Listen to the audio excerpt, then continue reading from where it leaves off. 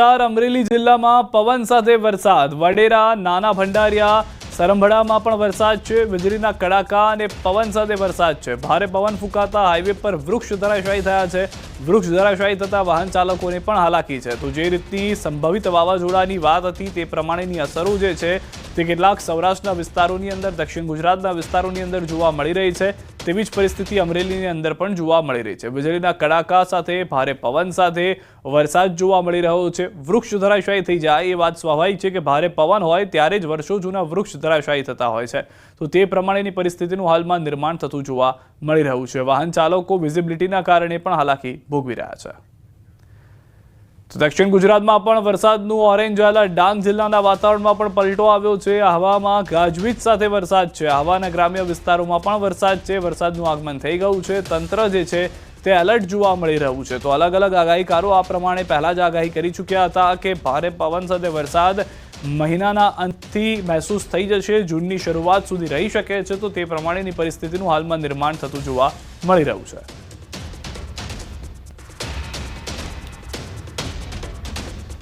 તો રાજ્યના વાતાવરણને લઈને હવામાન નિષ્ણાંતની આગાહી. અંબાલાલ પટેલે કરી ભારે વરસાદની આગાહી. સિસ્ટમના કારણે રાજ્યના ઘણા ભાગોમાં થશે વરસાદ. 25 મે સુધી ડીપ ડિપ્રેશનને કારણે ભારે પવન ફૂંકાશે. આગામી દિવસોમાં પતરા છાપરા ઉડે તેવો પવન ફૂંકાશે. બિપરજોય જેવું સાયક્લોનિક નહીં હોય પરિસ્થિતિ.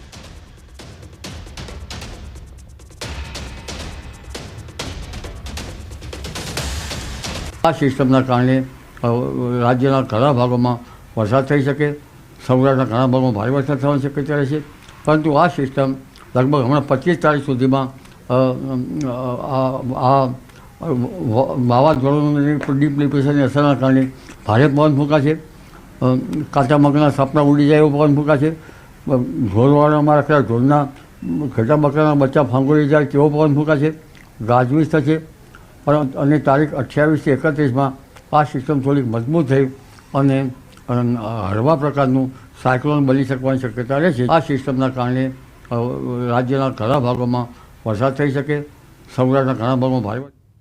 તો અરબ સાગરમાં સર્જાયેલી સિસ્ટમ અંગે અંબાલાલની આગાહી. અંબાલાલે કહ્યું કે અત્યારે સંતા કુકડી રમી રહી છે. આ સિસ્ટમ 28 મેની આસપાસ પશ્ચિમ સૌરાષ્ટ્ર કચ્છ તરફ સક્રિય થશે.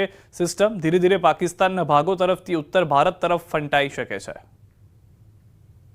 સિસ્ટમ અત્યારે તો સંતા કુકડી રમી રહી છે, પરંતુ તારીખ 28 આસપાસમાંથી એ સિસ્ટમ લગભગ સૌરાષ્ટ્રના એટલે પશ્ચિમ સૌરાષ્ટ્ર ઉપરના ભાગમાં, કચ્છના નીચેના ભાગમાં કદાચ સક્રિય થાય અને ધીરે ધીરે આ સિસ્ટમ લગભગ પાકિસ્તાનના ભાગો તરફ થઈ, પાકિસ્તાનના ભાગોમાં લો પ્રેશરમાં થઈને ઉત્તર ભારત તરફ, રાજસ્થાનના ભાગો તરફ ફંટાઈ જવાની શક્યતા ગણી શકાય.